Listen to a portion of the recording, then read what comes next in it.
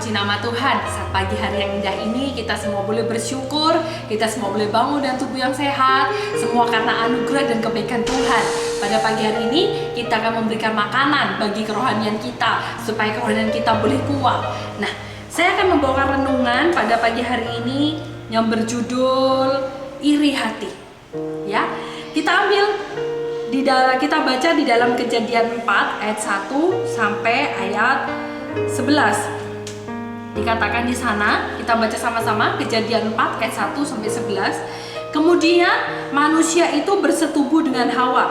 Tema dari firman Tuhan yang kita baca Kain dan Habil, ya, perikopnya di dalam pasal 4 ayat 1 sampai ayat ke-11.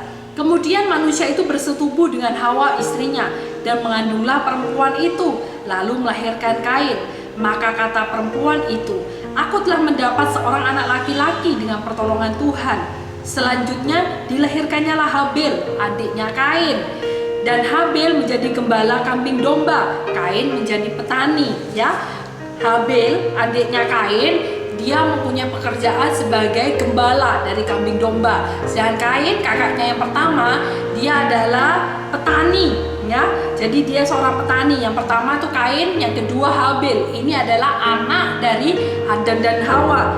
Setelah beberapa waktu lamanya, maka Kain mempersembahkan sebagian dari hasil tanahnya itu kepada Tuhan sebagai korban persembahan. Nah, Kain memberikan korban persembahan. Dia memberikan mungkin hasil pertaniannya yang terbaik untuk Tuhan. Dia mungkin memberikan wortel yang terbaik, kentang yang terbaik, tomat yang terbaik. Dia menghasilkan hasil pertaniannya yang terbaik untuk Tuhan. Habil juga mempersembahkan korban persembahan dari anak sulung kambing dombanya, yakni lemak-lemaknya. Maka Tuhan mengindahkan Habil dan korban persembahan itu. Sedangkan Habil sebagai gembala dari kambing domba, dia juga memberikan persembahan kepada Tuhan. Habil juga memberikan lemak-lemak yang terbaik, kambing domba yang terbaik yang diberikan kepada Tuhan. Nah, pada saat Kain dan Habil mempersembahkan korban, sama-sama mempersembahkan korban yang terbaik, namun persembahan Kain tidak diindahkan oleh Tuhan. Tapi yang diindahkan oleh Tuhan adalah persembahan Habil. Nah, ayat kelima, tetapi Kain dan korban persembahannya tidak diindahkan oleh Tuhan. Lalu hati Kain menjadi sangat panas dan mukanya muram. Dalam cerita ini bukan berarti Tuhan tidak senang kepada wortel, kepada persembahan-persembahan Kain. Bukan berarti seperti itu. Wah, Tuhan tidak senang sama hasil pertanian. Tuhan lebih senang sama kambing domba. Bukan dari wujud persembahannya yang Tuhan tidak mau. Tapi Tuhan melihat hati, bahwa hati Kain tidak baik. Tuhan itu tahu bahwa hati Kain ini tidak beres, ada sesuatu yang tidak betul dalam diri Kain. Karena Tuhan mengetahui hati Kain, maka Tuhan tidak mengambil persembahan Kain. Bukan karena persembahan Kain tidak baik, tapi karena hati Kain yang tidak baik. Nah, Tuhan lebih menyukai hati Habil. Habil mungkin lebih memiliki hati yang tulus kepada Tuhan, sehingga bukan persembahannya, tapi karena hatinya. Tuhan bisa melihat setiap hati dari kita. Ayat ke-6 kita baca firman Tuhan kepada Kain, "Mengapa hatimu panas, Kain, dan mukamu muram?" Ayat ke-7, "Apakah mukamu tidak akan berseri jika engkau berbuat baik, Kain?" Kata Tuhan kepada Kain. "Tetapi jika engkau tidak berbuat baik, Kain, dosa sudah mengintip di depan pintu. Ia sangat menggoda engkau, tetapi engkau harus berkuasa atasnya." Kata Kain kepada Habil adiknya, "Marilah kita pergi ke padang." Ketika mereka ada di padang, tiba-tiba Kain memukul Habil, adiknya itu, lalu membunuh Habil. Wow, lihat, karena panas hatinya Kain, karena hatinya Kain tidak senang kepada Habil, karena Kain merasa hatinya iri, dia merasa tidak terima atas perlakuan yang mungkin baginya tidak adil, sehingga Kain membunuh Habil adiknya itu. Firman Tuhan kepada Kain, "Di manakah Habil adikmu itu?" Jawabnya, "Aku tidak tahu, Tuhan. Memangnya aku penjaga adikku? Memangnya adikku selalu aku jaga setiap hari ke kanan, adikku ke kanan, aku ikut ke kanan, adikku ke kiri, aku ikut ke kiri. Apakah aku penjaga adikku?"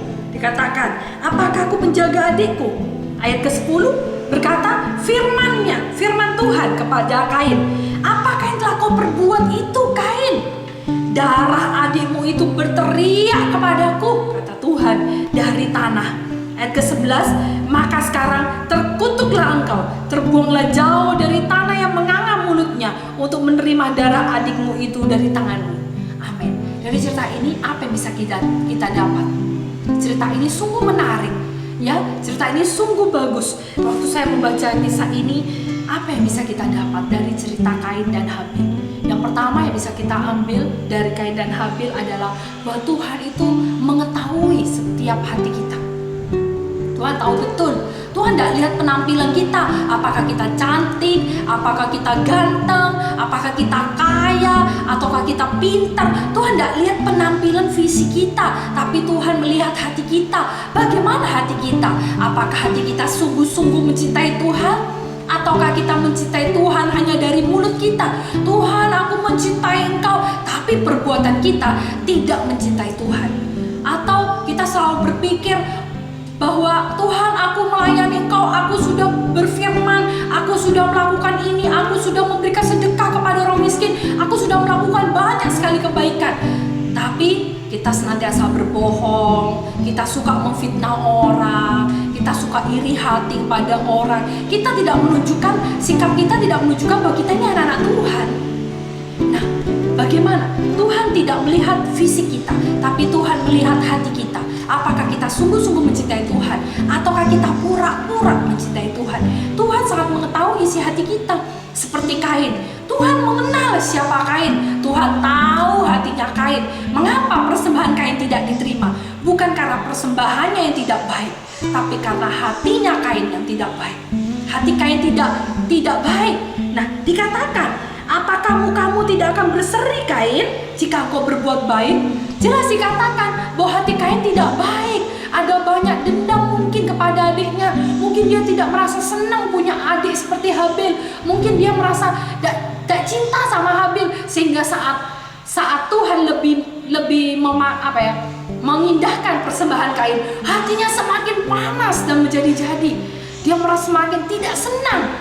Nah, hati Kain tidak baik. Tuhan mengetahui setiap hati kita. Apa yang ada dalam pikiranmu saat ini, apa yang sedang kamu pikirkan saat ini, Tuhan tahu. Tidak usah kita bercerita. Tuhan tahu apapun yang kita lakukan, apapun yang kita pikirkan, apapun yang ada dalam hati kita, Tuhan tahu semuanya. Semua tak pernah luput dari pandangan Tuhan. Tuhan mengenal siapa diri kita ini. Nah, mungkin saat di depan orang kita bisa mungkin berbuat baik. Kalau di belakang tidak ada orang yang tahu, tidak ada siapa-siapa yang tahu, kita mulai berbuat dosa, kita mulai berbuat jahat. Tuhan mengenal betul siapa diri kita. Di bawah kolong langit, mungkin kita lagi bersembunyi, kita sembunyi-sembunyi melakukan dosa. Tuhan mengetahui apapun yang ada dalam pikiran kita. Nah, maka dari itu saudara, milikilah hati yang baik. Karena dari hatilah terpancar kehidupan. Maka dari itu milikilah hati yang baik. Ada orang maupun tidak ada orang, ada yang melihat maupun tidak ada yang melihat. Milikilah hati yang taat kepada Tuhan.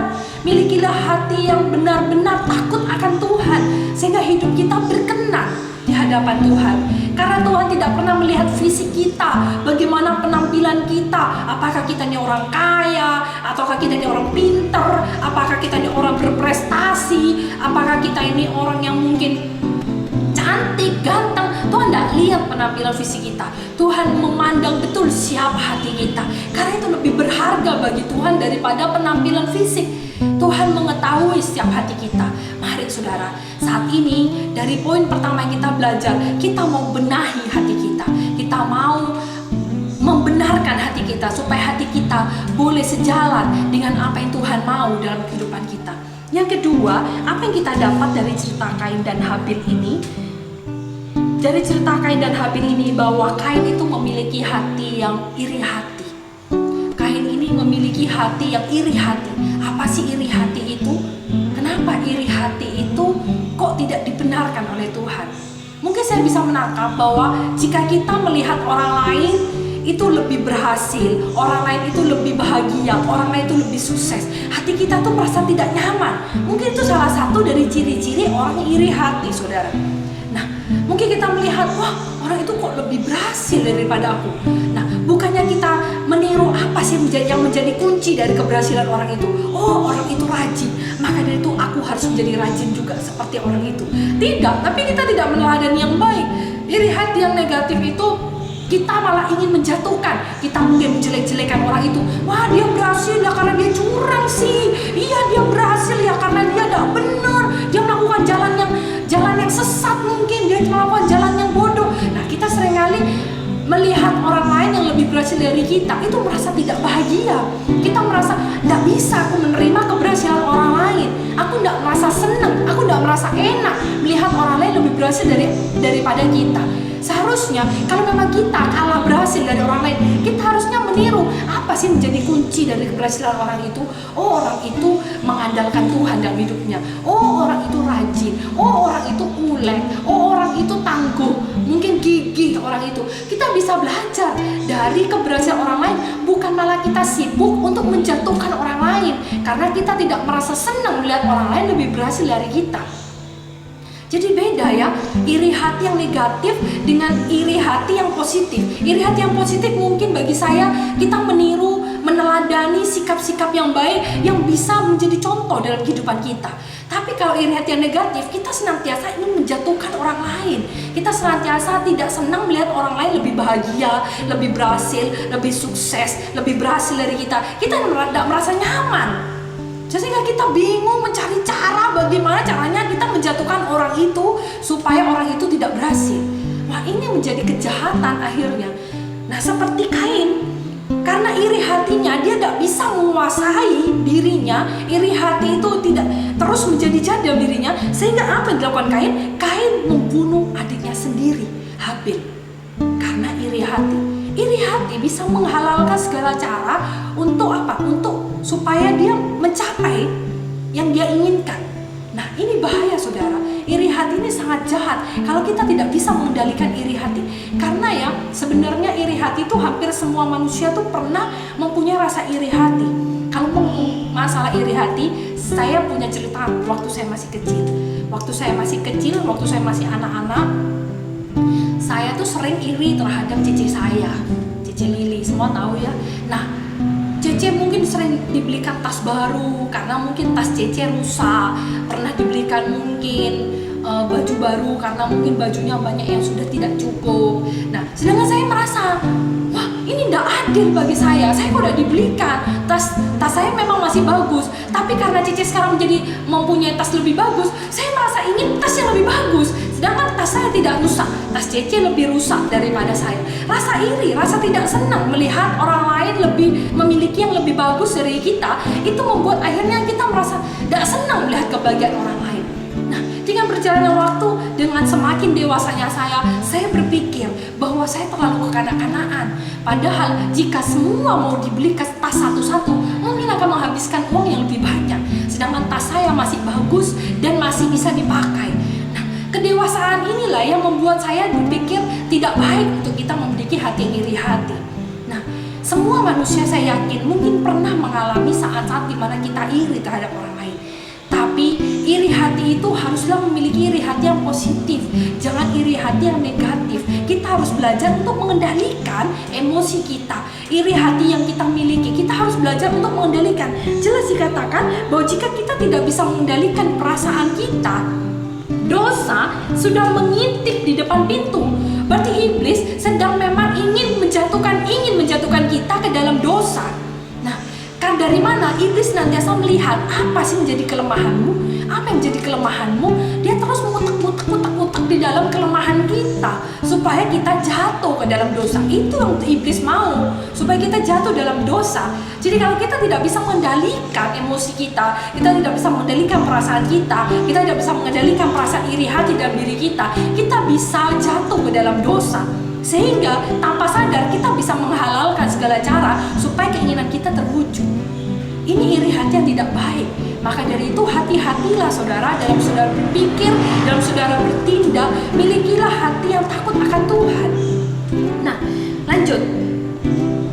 kita dapat dari ciri. Coba kita baca dulu ya di dalam Yakobus 3 ayat 16. Ya, kita baca Yakobus 3 ayat 16. Dikatakan di dalam Yakobus 3 ayat 16, sebab di mana ada iri hati dan mementingkan diri sendiri, di situ ada kekacauan dan segala macam perbuatan jahat.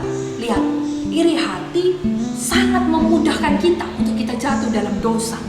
Karena apa? Sebab di mana ada iri hati dan mementingkan diri sendiri, di situ ada kekacauan dan segala macam perbuatan jahat. Nah, orang yang iri hati itu ciri-cirinya, selain kita tidak senang melihat keberhasilan orang lain, ciri-ciri kedua dari iri hati adalah cenderung senang mencari kesalahan orang lain.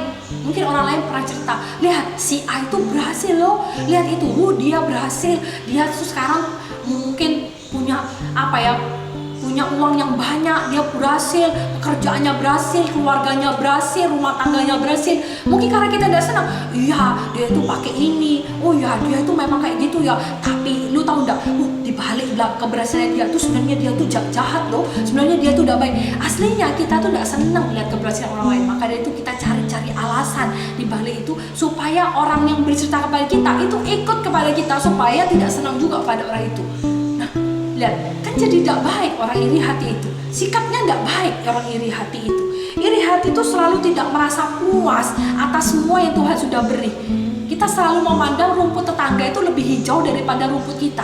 Padahal Tuhan sudah memberkati kita, Tuhan sudah melindungi kita, Tuhan sudah memberikan anugerahnya yang terbesar dalam kehidupan kita. Tapi kita tidak sadari itu. Yang kita sadari itu apa? Yang kita sadari itu keberhasilan orang lain lebih bagus daripada keberhasilan kita. Kita tidak pernah bersyukur untuk apa yang sudah Tuhan beri dalam kehidupan kita. Selalu merasa kurang. Berkat Tuhan itu selalu merasa kurang. Tidak cukup rasa berkat Tuhan itu. Aku tidak bisa lebih lagi. Seperti si A itu Tuhan, seperti si B itu Tuhan. Dia diberkati kayak gini. Aku juga pengen diberkati sampai kayak gitu. Kurang rasa berkat yang Tuhan sudah berikan kepada kita. Kita tidak tahu ya, setiap pergumulan orang itu berbeda-beda. Berkat yang sudah Tuhan kasih itu setiap orang itu juga berbeda-beda. Tapi kita tidak pernah merasa puas dan kita tidak merasa cukup, rasa kurang, sehingga mudah sekali kita menimbulkan rasa iri hati kepada orang lain. Nah, kita harus memiliki hati yang mau bersyukur kepada Tuhan untuk semua yang sudah Tuhan beri kepada kita. Kita harus belajar bersyukur, mengucapkan rasa terima kasih kita untuk semua yang sudah Tuhan beri kepada kita. Maka dari itu kita harus belajar memiliki rasa percaya diri. Karena setiap orang itu sudah Tuhan kasih satu persatu berkatnya masing-masing. Tuhan sudah kasih sendiri-sendiri apa itu namanya talenta, karunia, anugerah. Tuhan sudah menyediakannya sendiri-sendiri. Nah, kita harus kembangkan. Jangan kita iri melihat orang lain lebih pintar dalam hal menari, lebih pintar dalam hal berpuisi, lebih pintar dalam hal bekerja, lebih pintar dalam otaknya mungkin lebih encer. Mungkin kita selalu merasa iri, tidak merasa nyaman melihat keberhasilan orang lain. Nah, kita harus belajar untuk memuaskan diri kita dengan apa yang sudah Tuhan kasih kepada kita. Nah, seperti itu saudara, kita harus belajar untuk bersyukur. Maka dari itu milikilah hati yang baik. Sehingga apa? Sehingga dosa itu tidak masuk dalam diri kita. Sehingga apa? Sehingga iblis tidak berhasil dalam menjatuhkan kita ke dalam dosa. Amin. Mari kita berdoa saudara. Kita mau berdoa kepada Tuhan. Terima kasih Tuhan buat firman yang sudah Kau berikan dalam kehidupan kami hari ini. Ajari kami Tuhan untuk kami memiliki pribadi yang memiliki hati yang baik di hadapan-Mu Tuhan. Tuhan ajari kami untuk kami yang mempercayai bahwa Engkau adalah satu-satunya Allah yang memberikan kekuatan bagi kami. Dalam kami mengarungi kehidupan kami yang tidak mudah ini, banyak sekali tantangan-tantangan, hambatan yang harus kami lalui. Tapi kami percaya kami tidak pernah menjalani hidup ini sendirian. Kami punya Tuhan yang luar biasa, yang memberikan kekuatan kepada kami, yang memampukan kami Tuhan untuk kami berjalan di dalam kehidupan kami ya Bapa. Tuhan, jika kami memiliki hati yang iri, hati yang tidak baik dalam hati kami, ampuni segala dosa-dosa kami Bapa. Jadikan kami pribadi yang semakin Tuhan, semakin mau bersyukur untuk semua yang sudah Kau berikan dalam kehidupan kami ya Bapa. Terima kasih ya Bapa, terima kasih Roh Kudus. Kami mempercayakan seluruh doa kami ini ke dalam tangan-Mu. Hanya di dalam nama Tuhan Yesus kami berdoa. Haleluya, amin. Amin. Tuhan Yesus memberkati. Dadah.